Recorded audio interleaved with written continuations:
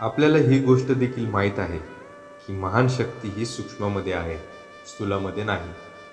एखादा मनुष्य फार मोठे वजन उचलताना आपण पाहतो. त्याचे स्नायू फुगतात आणि त्याच्या सर्व देहावर पडलेल्या ताणाच्या खुणा आपल्याला दिसतात. आपली अशी समजूत होते की स्नायूंमध्ये खूप शक्ती आहे, परंतु बारीक तंतूसारखे जे अनेक मज्जातंतू असतात, त्यामुळे या स्नायूंना शक्ती प्राप्त होत असते.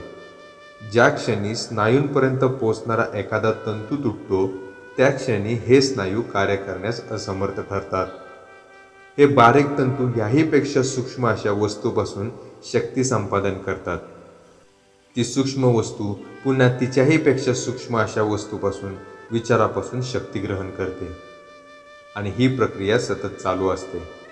म्हणून जे सूक्ष्म आहे तेच शक्तीचे अधिष्ठान आहे. स्थूल पदार्थाची हालचाल आपल्याला दिसते, परंतु सूक्ष्म वस्तूंच्या हालचाली आपल्याला दिसत नाहीत. जेव्हा एखादी स्थूल वस्तू हलते तेव्हा ती आपल्याला हलताना दिसते आणि स्वाभाविकपणेच हालचालीचा संबंध स्थूल वस्तूशी आहे अशी आपली कल्पना होते. परंतु खरे बोलायचे तर सर्व शक्ती ही सूक्ष्मातच आहे. सूक्ष्मातील गती आपल्याला दिसत नाही. कदाचित याचे कारण असे असू शकेल की ही गती इतकी द्रुत असते की ती आपल्या डोळ्यांना दिसत नाही. परंतु एखाद्या शास्त्रीय संशोधनाद्वारा या सूक्ष्म शक्तींचा जर आपल्याला परिचय झाला, तर ही शक्ती सर्व अभिव्यक्तीचे कारण असल्यामुळे सर्व व्यक्त विश्व आपल्या नियंत्रणाखाली येईल. तलावाच्या तळापासून एक लहानसा बुडबुडा वर येतो. तो वर येत असताना आपल्याला दिसत नाही. तो जेव्हा पृष्ठभागावर येऊन फुटतो तेव्हाच तो आपल्याला दिसतो. त्याचप्रमाणे विचार बहुतांशी विकसित झाल्यावर किंवा त्यांचे कृतीत रूपांतर झाल्यावरच ते आपल्याला कळतात. आपण नेहमी अशी तक्रार करतो की आपल्या कृतीवर आपला ताबा राहत नाही, विचारावरही ताबा राहत नाही. पण तो राहणार कसा जर सूक्ष्म गतीचे हालचालीचे आपल्याला नियंत्रण करता आले? विचाराच्या मुळाशी जाऊन विचार विकसित होण्यापूर्वी किंवा त्याचे कृतीत रूपांतर होण्यापूर्वी जर आपण तो नियंत्रित करू शकलो, तरच या सर्वांवर आपण ताबा मिळवू शकू.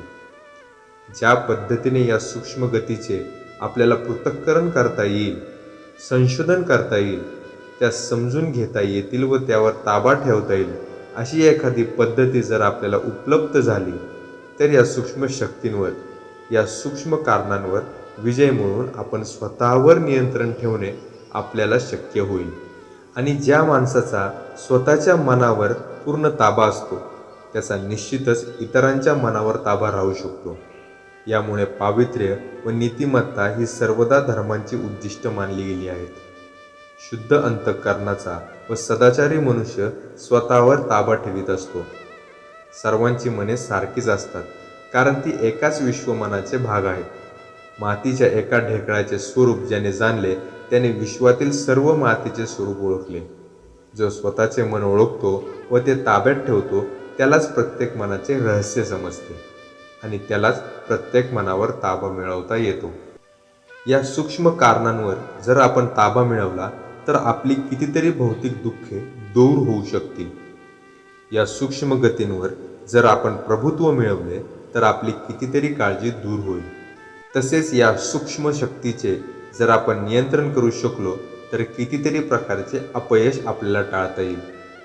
ही आहे सूक्ष्मावर ताबा मिळवण्याची उपयुक्तता.